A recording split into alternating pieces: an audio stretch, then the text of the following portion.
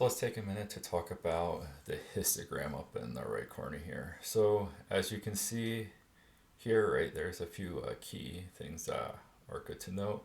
So these big prominent hills or whatever you want to call them and the curve here, right, those are where the colors are in this image. So we can see that there's a lot of blues in this area, the greens and the reds kind of overlap at a little bit darker point in the image. And so this gives you a rough idea if your image looks more blue or more green or more red. In different images you'll see different variations on where these are. And based on your editing you can bring them closer together to break them further apart.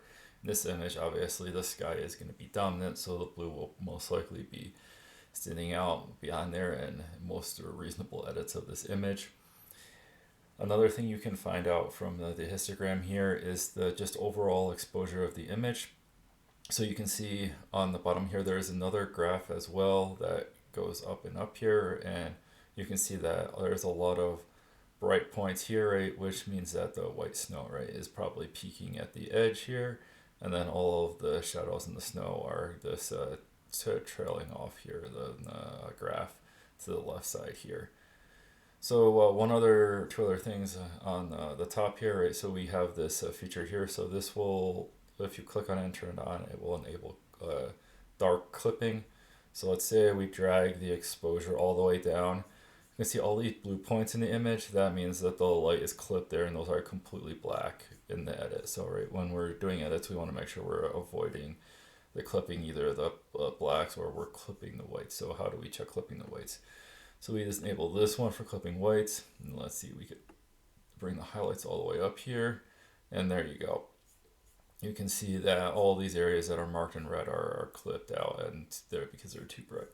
So obviously these are not reasonable edits, but if you had an image with some really darks and some really bright areas, you might have to be more careful, and you might want to use these features to determine if you're clipping either the darks or the lights.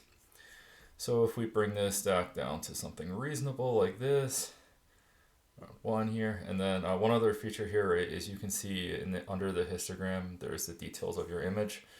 I'm not sure exactly how that's related to the histogram, but that's useful information to know about your image. You can see the ISO, the focal length, the aperture, and the shutter speed are all there. So yeah, just a quick discussion on the histogram.